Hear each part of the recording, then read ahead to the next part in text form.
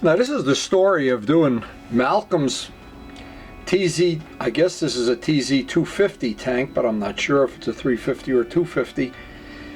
But this is a quite an involved restoration, and I wanted to start with a picture of the finished tank because even I'm impressed with how nice this came out. Now you'll see when I first got this from Malcolm, I got it in a well, less than pristine condition. Let me just kind of zero in on this. When we got this, I wasn't sure that we could even do this. This really was in, well, let's go through it and you'll see for yourself. It came, Ray brought it up from Florida in a bag. And when I took it out and looked at it, and Malcolm had already taken all the paint off and cleaned it up pretty well. But that wasn't the issue. The issue was there's a lot of re-welding and a lot of warpage in the aluminum. And it's a really unique tank. It'd look good on pretty much on any RD, but you'd have to move the battery, of course. But it's a part that you just couldn't conveniently or realistically go out to eBay and buy at a reasonable price. And I'm sure once this is restored, it's almost in that area of being unobtainable. So it was worth putting the time and effort into this. Now I started off this project with the idea in mind that I had worked with aluminum many times before. Aluminum is very difficult in a lot of ways. Not in the ways that you think, but the first thing with any aluminum is to get that first coat of primer to stick. So I wanted to strip down all the parts, and this is Malcolm's gonna rebuild this anyway. We'll clean this all up before we're finished. The petcock looks like the petcock from a Kenworth truck. The filter could be an oil filter. It's just unbelievable how big this stuff is. The first thing I did was true up the area where the O-ring is gonna go to seal this. Then I needed to backmask this off. I don't want to get any paint in there. And again, because this whole tank is aluminum, this has even a vent here is aluminum, I wanted to make sure that, number one, that the paint didn't get too thick on this. Because what had happened is, there's a lot of ways you could restore a part like this. And the problem with everything is, and this kind of a thing is, if you get the paint too thick, especially on a two-stroke, it's going to tend to crack. And I didn't want to do that. And you can see a lot of little indentations and dents. Well, these little things will fill up fine.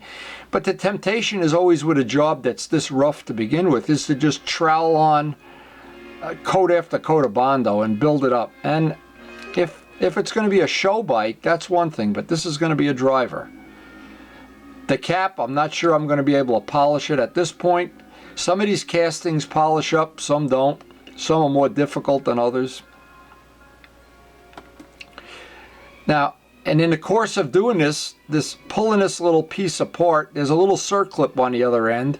I had it on a table, and when the job was done from things going back and forth, and the little circlip is missing, so Malcolm, I apologize. I lost the little circlip, and you can see it's right here. It's on the table now at this point. But it isn't there a month later when this job was done. So anyway, we got everything sealed up. The first step was with using our scuffy pads, get everything scuffed up. And on aluminum, it had better have a good scuff. It had better not be bright, shiny aluminum. And if you think that's not true, go paint a soda can. Anyway, scuffing it all up good and using self-etching primer is really important if it's going to be a driver, if it's going to be something you want to hang on to. I mean, I'm hoping this is going to be a keeper part for Malcolm.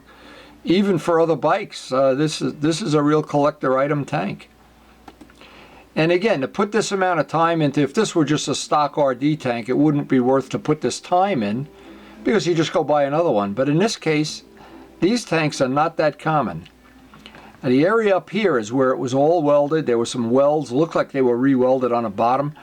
I was hoping, and I'm still hoping, because Malcolm supposedly, hopefully, did this check that nothing came out of it. He said he put 6 gallons of fuel in it and nothing came out of it.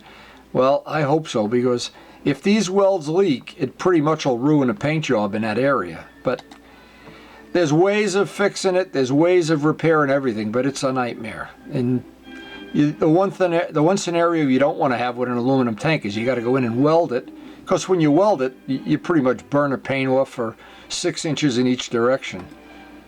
So anyway, the combination of wire wheels and scuff pads and Brillo and every possible little tool in my arsenal to get all these little dings and dents out. But the overall thing here, once it's scuffed up, the overall thing is here, look at the welding that was done on this tank. And to get this all nice and flat. Now again, if this were a California car show, you would trowel on that Kawasaki green Bondo 1/8 of an inch thick and just carve a new tank. But you know, that won't work with a two-stroke. That almost would guarantee that you're going to somewhere have that chunk or crack, or in fact those cars, half of them crack in time anyway. But I did spend the time to get this hopefully properly prepared, hopefully. Now there's all different kind of primer. This is the kind of primer you'd really like to use, the self-etching primer for the base coats. Luckily, some of our snow had melted by the time I got to work on this. And once you lay out that self-etching primer, what I usually do is let it sit for about 2 or 3 hours, put on a second coat, let it sit overnight, and bring it in, and now you can still see all the little imperfections that have to be taken care of.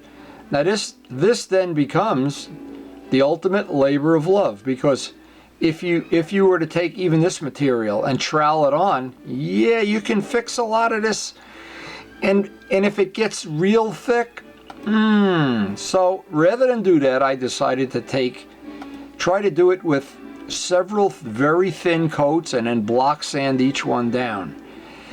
And that means that you're putting in a lot more labor than if you trowel it on real thick and just, well, you can pretty much figure it out. Look at any of those custom car shows. But then on those cars are not dealing with the kind of vibration a motorcycle has. And most of them, they don't really drive them the way this motorcycle will be ridden.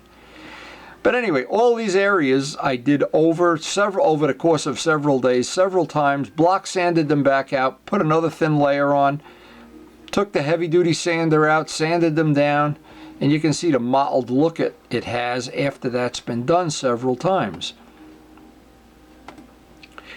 Now the reason I know how difficult this can be is from the project, the Sophia project.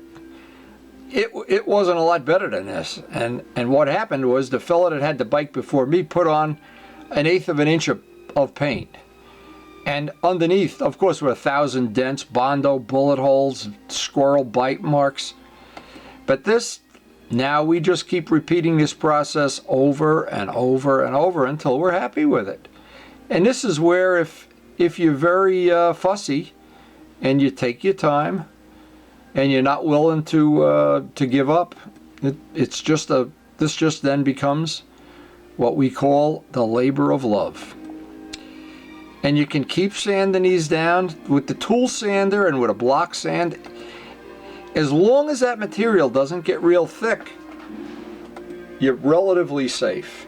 Now I could do most of this outside, so I didn't have the dust in the house, but again, sometimes the weather would be a problem. We had snow during this era. A lot of days it was really cold out there. It was brutal. But you can see over the course of maybe 2 weeks, we got this looking halfway decent. And the sanding blocks that I like have these little vent holes. They're made for, and I got a bunch of them at one time. They're made for a machine sander, but they work great with a block too.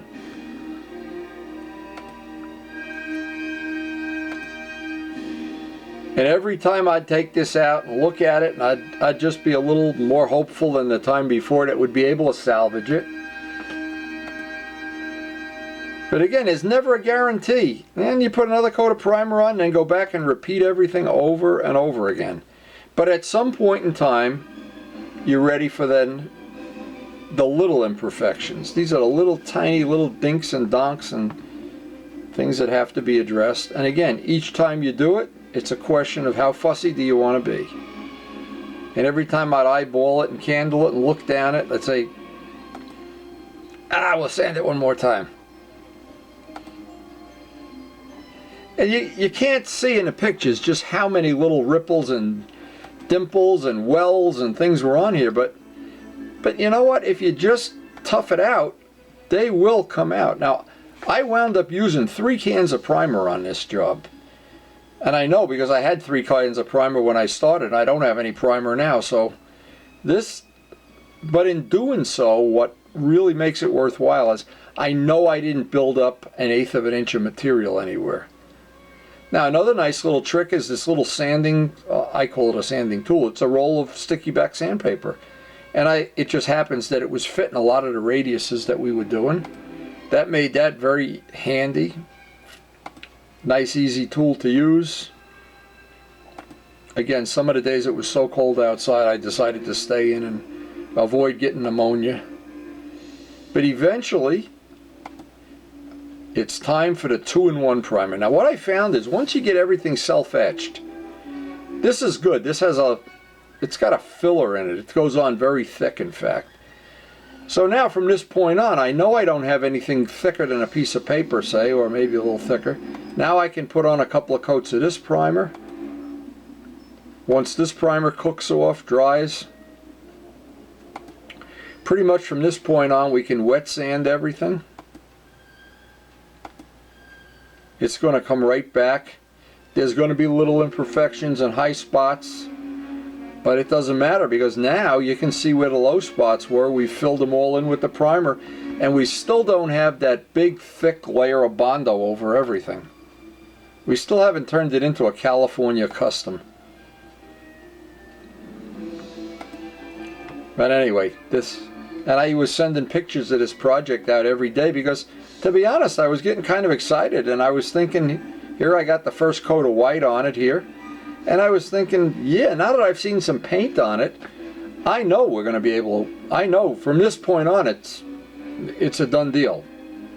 It's that first 2/3 of the job that you don't know if you're going to get there. From this point on, it's just paint work. Paint, back masking, some more sanding. First coat of white dried up overnight. I wet sanded that out. I wanted to see if there were any real imperfections in it. I wound up putting 3 coats of white on, sanded between coats, and you can see it just picks up any little high spot, any little ripple, dimple.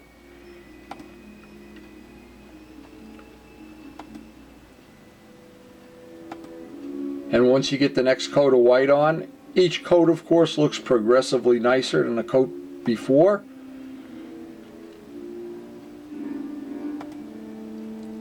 Now I get out all my thin tape because we wanted to make this a replica of the bikes from this era, the red and white Yamaha striping. It's a red stripe with a black stripe along each edge. I've done this on the other videos that are on YouTube at Windy U 1,000 times, so there's no point belaboring this. I just like to document everything, so if there's somebody that's looking to replicate this, it's already out there on a video, and you can, or if you're at work and your boss doesn't care, or if he doesn't know you're sleeping, you can watch this while you're snoozing. Anyway, all the back masking here, no different than any other job. I had some of the Yamaha red paint from the Sophia job. And that is the correct red, by the way, for a Yamaha stripe. And once that dried up, boy, I was starting to really get excited about this. From this point on, it's hard to describe. You really do start to get excited about seeing it come to fruition. I needed to lay out the black striping. Again, a lot of this is very, very redundant. And as long as I was going to do the black stripe, I wanted to get this bottom. I wanted to make the bottom like a dull flat. I was thinking of doing it in barbecue paint, but I just did it in black and didn't put a whole lot of clear on top of it, so it isn't real shiny, because we want it to fade away inside the frame. I don't want it to be a focal point of the job. And when it was time to paint the black stripes, I was looking at this and I was really getting happy with this, because I know, and I know a couple of my friends that do this kind of work, that they they know what this looked like the day I got it, and they'll know what it looked like the day I was done. So I got out the black, did the striping, and this is almost like a waiting game now. That's got to dry overnight. We'll pull off all the back masking, and we'll finally get, I'm using a heat gun to soften everything up. Always a good idea, if in doubt, when you're pulling any tape off, heat it with a hairdryer. Just guarantees you're not going to pull up any paint.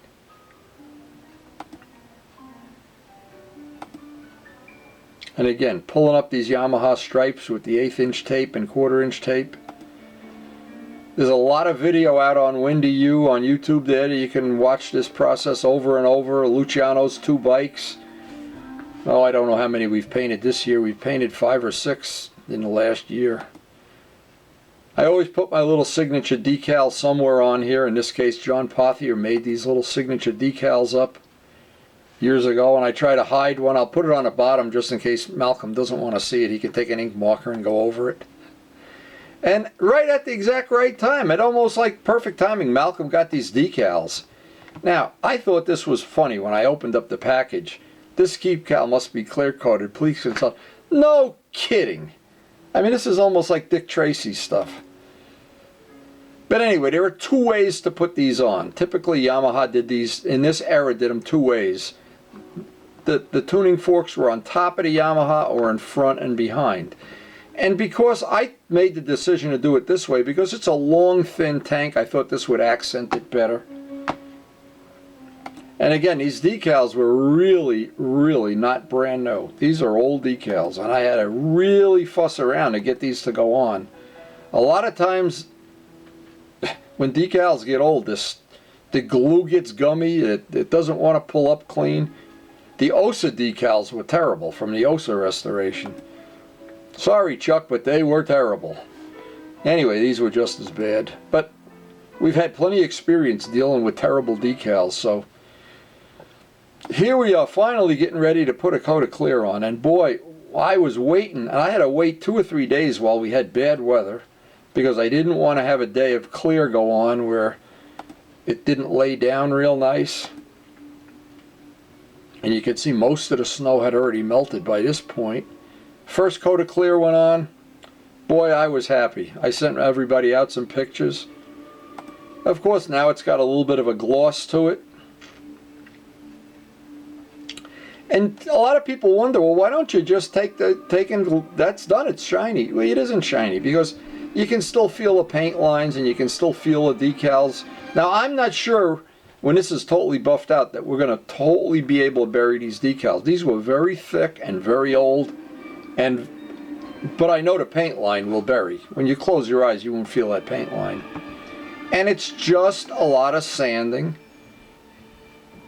over and over. And this is the sanding prep work for the second coat.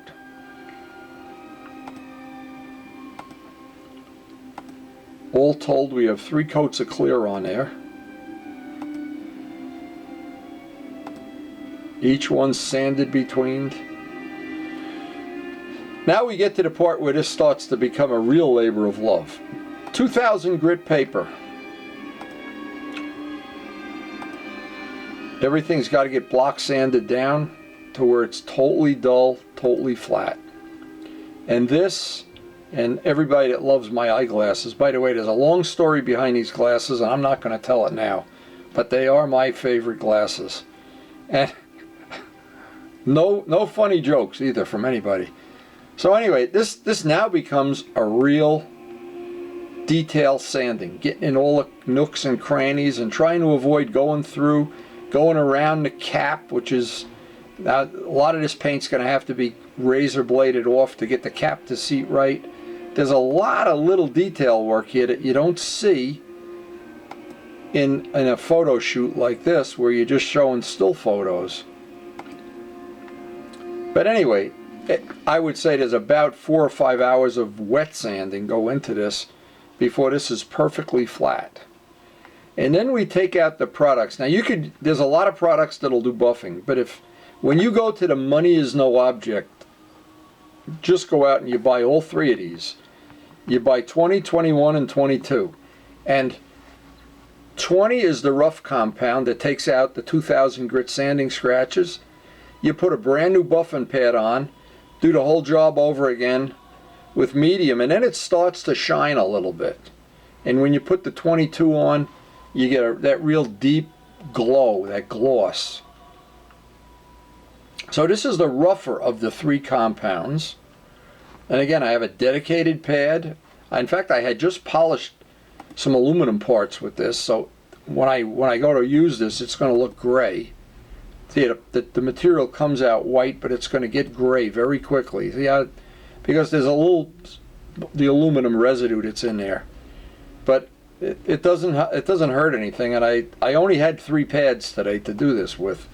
So, and you can see little by little, yeah, it shines a little bit. Now you can't feel the paint lines now, and this is where it just hours melt away when you start doing this. And then you're ready for the clear. Now I take these, I get these at I can't think of the name of the place, a Harbor Freight Wholesale Liquidators. Brand new. When you get to this point, never use a used bonnet. Just go get a brand new bonnet. So from the product 21 on, using a brand new bonnet, now this will get out any of the scratches that the previous compound left in. Notice I have a dedicated bonnet for each product. And when you get to do the 22 gets rid of all the holograms and all the other little stuff. Sounds like a lot of work. Sounds like it's just a tremendous amount of work to do this, but the final result is a feel. You can feel this with your bare hand. You can feel it with your cheek. And then of course the last thing is, I got my big buffer with the two dedicated pads. One is pre-wax. This one picks up any little compound that's still out there with using carnauba wax. And this pad, once everything's picked up, this is just carnauba wax at the very end. And there's my wax only pad. And once you start this part of the process, it goes on for quite a while, because every little detail, and what I'm doing here is candling. I'm eyeballing down and watching a light run across and looking for any little spot that's not really highly polished. And in this case, and this is a hard thing to explain to people that don't do paint work, I do almost all of the work under fluorescent lights, because fluorescent lights show imperfections. So when something looks good in fluorescent lights, you take it out in the sun, it looks 10 times better, because the normal light out in sunlight, you don't see anything. I mean, things disappear that you never would believe. So what I did here, I shot a couple of pictures. Wanted to send a couple of these down to Malcolm. This was looking pretty nice right at this point. Still hadn't done the hardware. Try to get it from a couple of angles. But it has a glow now. See, urethane dries, it looks like it's wet. When it's buffed out, it doesn't look wet. It has a nice soft glow like an old acrylic lacquer finish has. But of course it's a ton more durable and fuel proof and everything.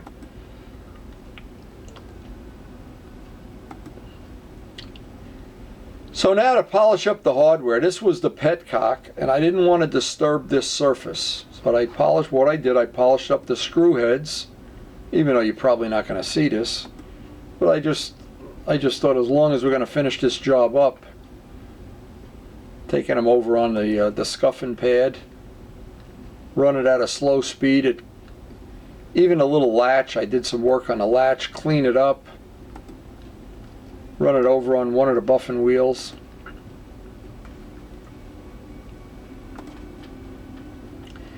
And I don't want it to look like chrome. I'd like it to look like a glossy aluminum. And it's hard to explain that.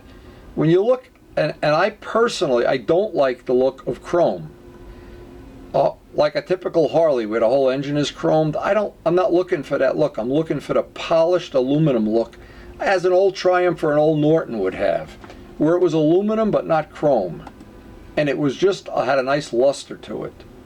So by cleaning up all these parts, and this again, I figured as long as we've gone this far, they cleaned right up. It wasn't a real problem. This cleaned up pretty nice relative to how it was. Got all the little hardware parts assembled there.